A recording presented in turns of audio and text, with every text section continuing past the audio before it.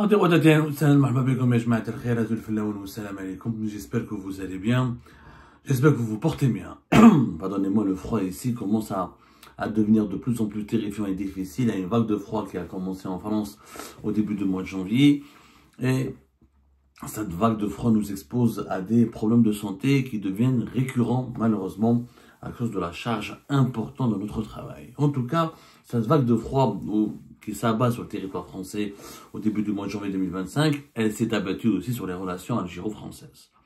La France, comme je l'ai dit dans une précédente émission, les autorités françaises, quand je dis la France, les élites dirigeantes françaises, les autorités françaises, notamment la justice française et les services de sécurité en France, ont décidé de dire stop.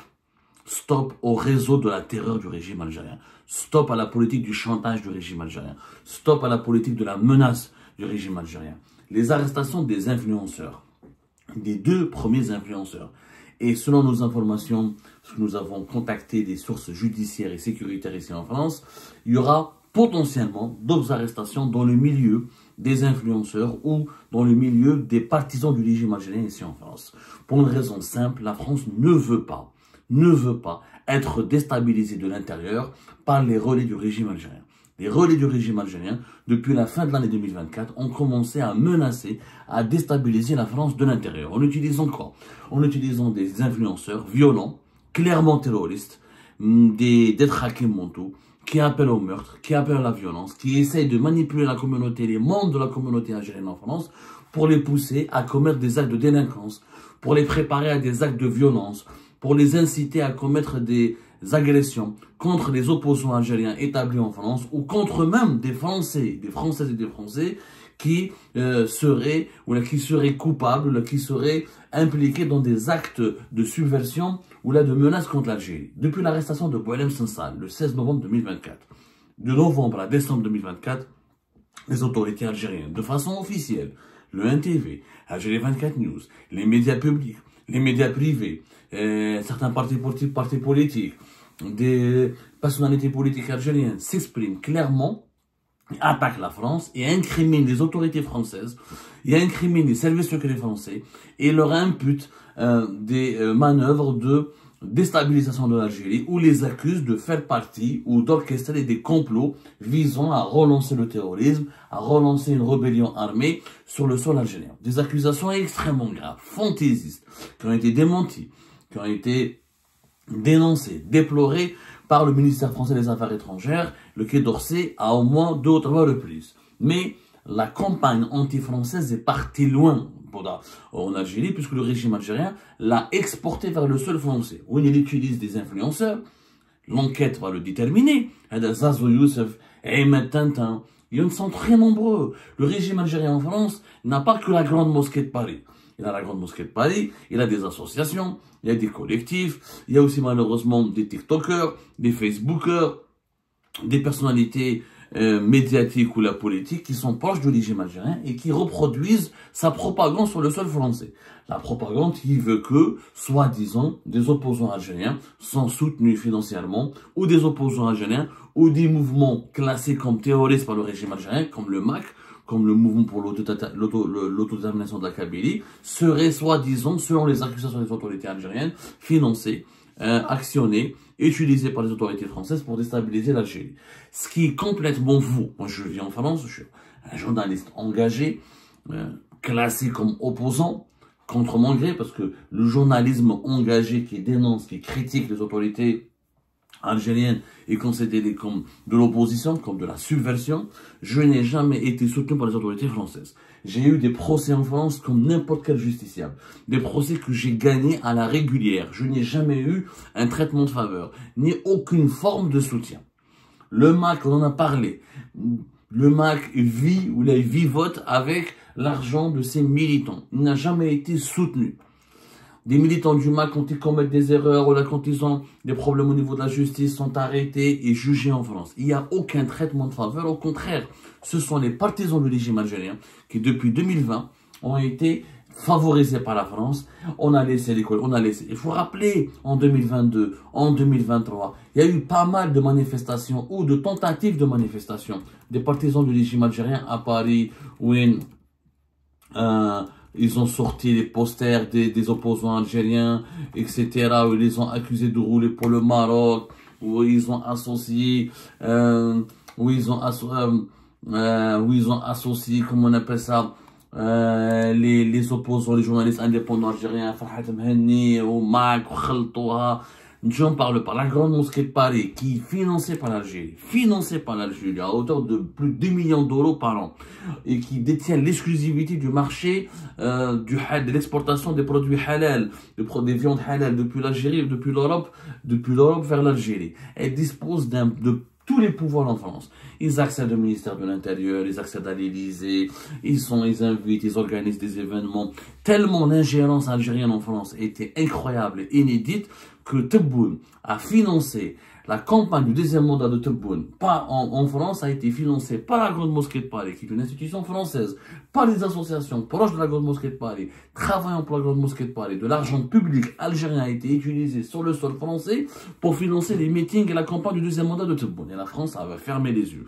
Elle n'a rien dit alors qu'il s'agissait clairement d'une ingérence étrangère, d'actes répréhensibles par la loi. La loi française ne permet pas normalement à des institutions françaises, à des associations françaises de toucher des fonds étrangers pour travailler pour un État étranger ou là pour financer la campagne d'un dirigeant politique étranger. Imaginez, est-ce que l'Algérie aurait accepté que Notre-Dame d'Afrique, par exemple, ou n'importe quelle institution religieuse française en Algérie finance des meetings politiques, des activités politiques favorables à Emmanuel Macron, le président français, sur le sol algérien?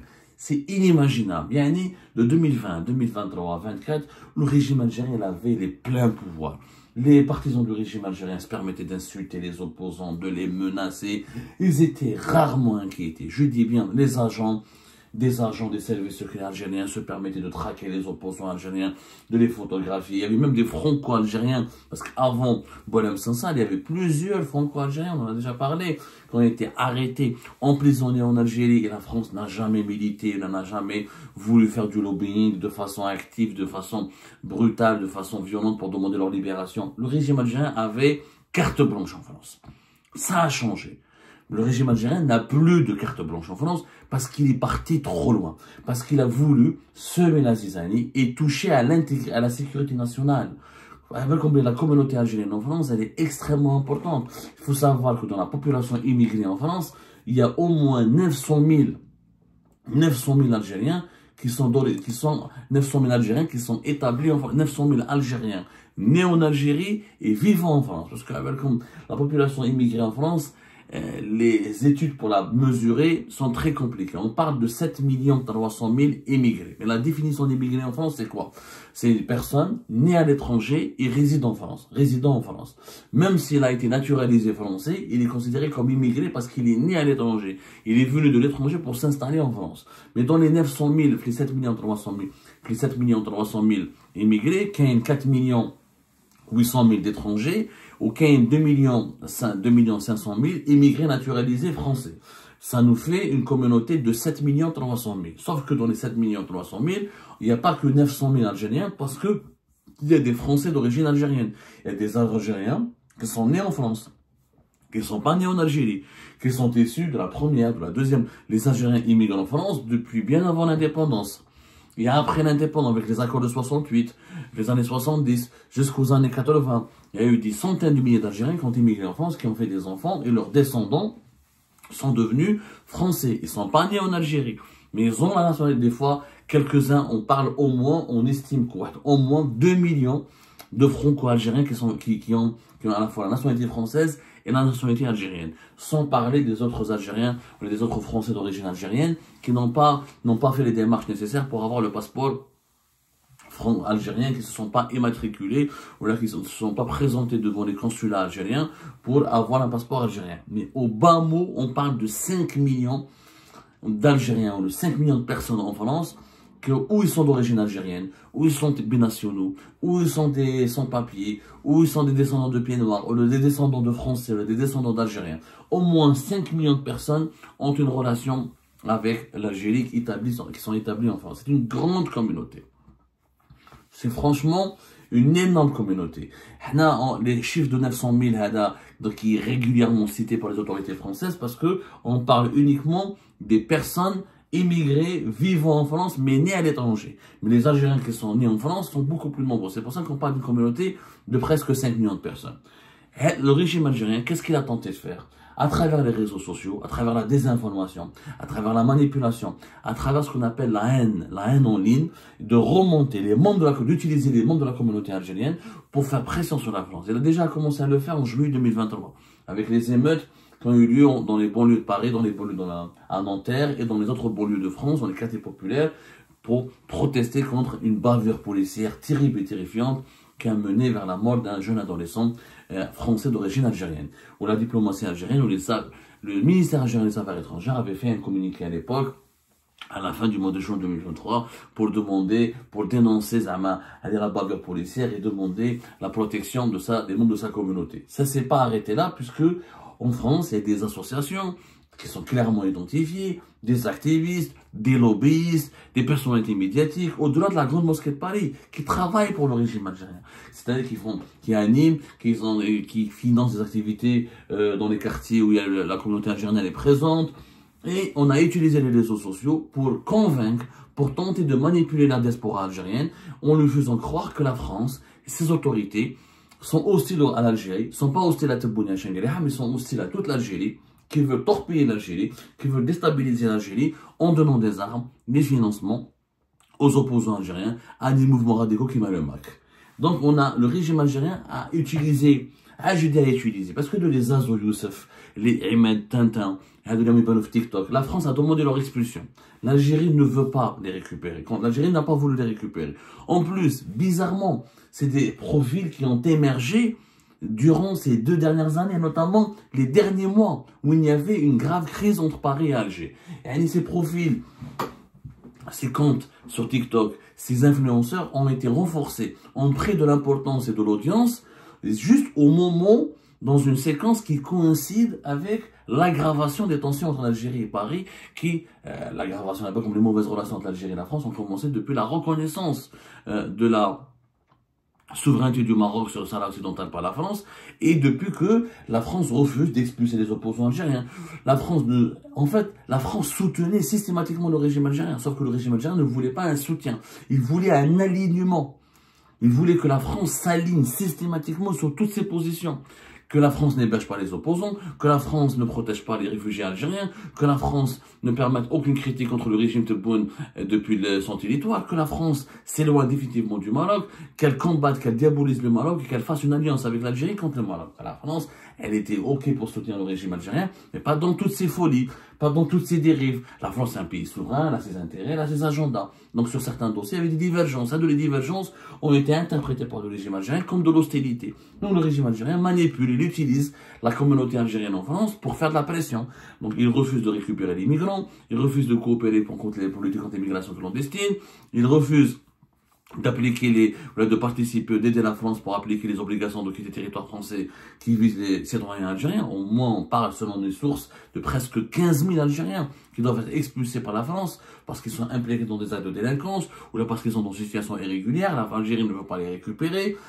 En plus, il y a une guerre médiatique. Cette guerre médiatique, à travers les réseaux sociaux, les autorités françaises ont compris qu'elle suscite, qu'elle renforce les actes de délinquance et qu'elle alimente un sentiment anti-français au sein de la diaspora algérienne et de la communauté algérienne établie en France.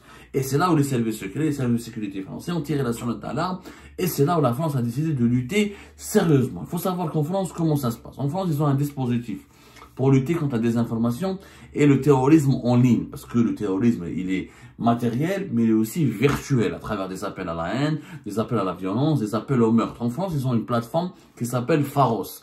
Pharos, c'est la plateforme d'harmonisation, d'analyse et de recoupement et d'orientation des signalements. Cette plateforme, elle est gérée par l'Office anti-cybercriminalité qui appartient à la Direction nationale de la police judiciaire en France et qui est aussi liée à la gendarmerie en France. Cette plateforme, elle permet aux internautes français de signaler tous les contenus subversifs, les contenus qui appellent à la violence et qui appellent au meurtre, par exemple, tous les contenus qui ont un comportement illicite sur les forums, sur les réseaux sociaux, sur les blogs, sur un chat, etc. Toute personne qui appelle à la violence qui appellent au terrorisme, qui menacent d'organiser un attentat, qui propagent des idées, des notions, là, des idées, des idéologies ou là, des contenus, des idées, clairement toutes les personnes qui ont des idées favorables à la violence ou à la radicalité ou à la mise en danger de l'intégrité physique de l'autre. Donc, il y a ensuite, les signalements sont traités par des enquêteurs de la gendarmerie française et de la police judiciaire en France, et les enquêtes peuvent aboutir, avec les feux verts de la justice, à des arrestations, à des traitements sérieux. Il faut savoir, le site de la plateforme Pharos, il t'explique que les vérifications, et une fois que les signalements sont vérifiés, le contenu signalé est d'abord visualisé, sauvegardé. Ensuite, le comportement, s'il est jugé illicite, la direction générale de la concurrence et de la consommation, la direction de la police judiciaire, de la gendarmerie nationale, demandent à des enquêteurs de procéder à des arrestations ou là à des mises en examen à la suite d'une alerte. Les alertes sont ensuite transmises à la justice française. Donc, les alertes de la plateforme Pharos permettent de récupérer les adresses IP, d'identifier les comptes sur les réseaux sociaux, de traiter avec les fournisseurs d'accès à Internet. Les adresses IP sont récupérées quand ces personnes sont domiciliées sur les autorités françaises, sur les sols français, quand ces personnes qui sont auteurs des appels à la violence, apologie du terrorisme, appels au meurtre, appels à commettre des viols sont identifiés et se trouvent sur le territoire français.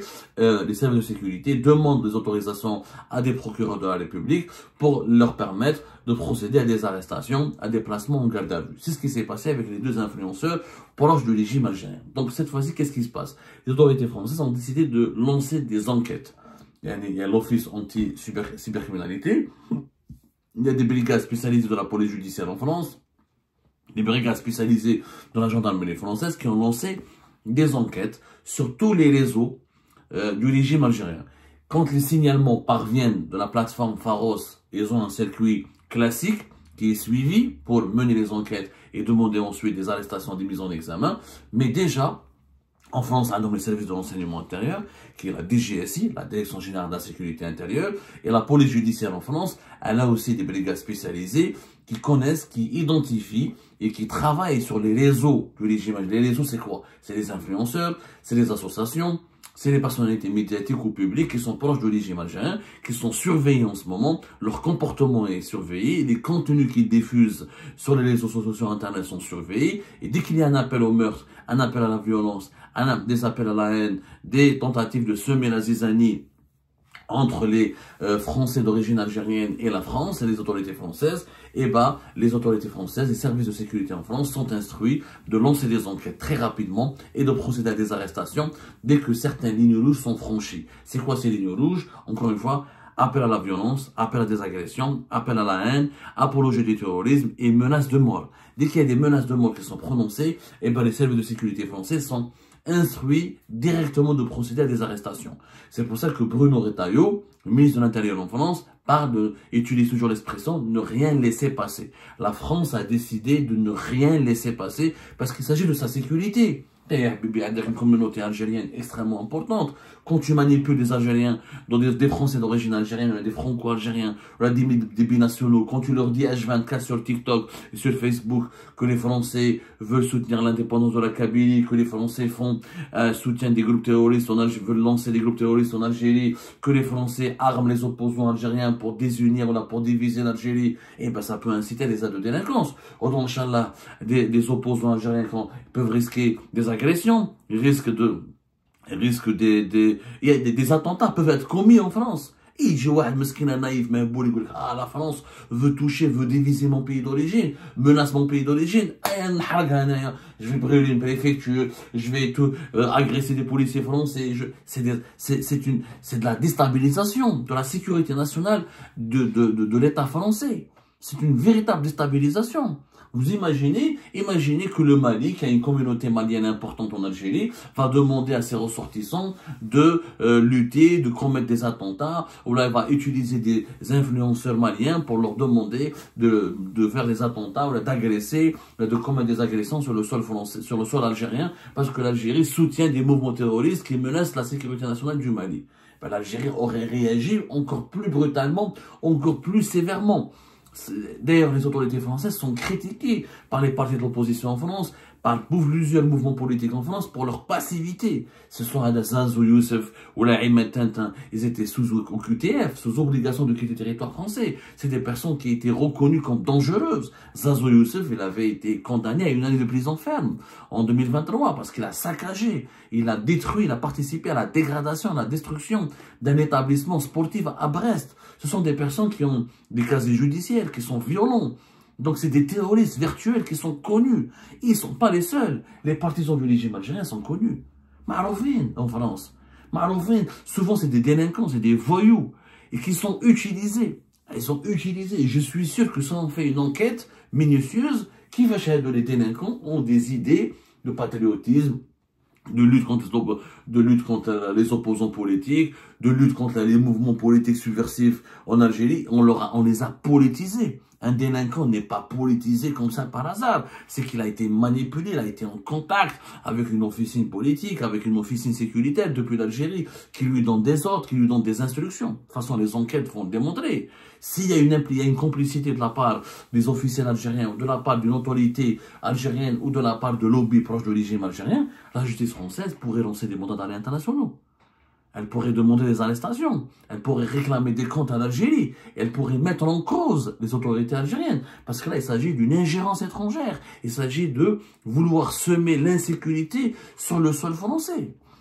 Clairement, c'est comme dans la tentative d'assassinat dont j'ai été victime le 15 août 2023. C'est un franco-algérien qui a la double nationalité, qui est parti à Alger après m'avoir traqué, après m'avoir suivi, qui a reçu des instructions à Alger pour m'agresser, pour me voler, pour me menacer. Ensuite, après m'avoir menacé, agressé, il est parti se réfugier, se cacher à Alger pendant 3 mois. Il n'est revenu en France que pour vendre un bien commercial, pour vendre un commerce, pour s'établir définitivement en Algérie. Donc là, mon agression et mon tentative d'assassinat a été planifié depuis l'Algérie.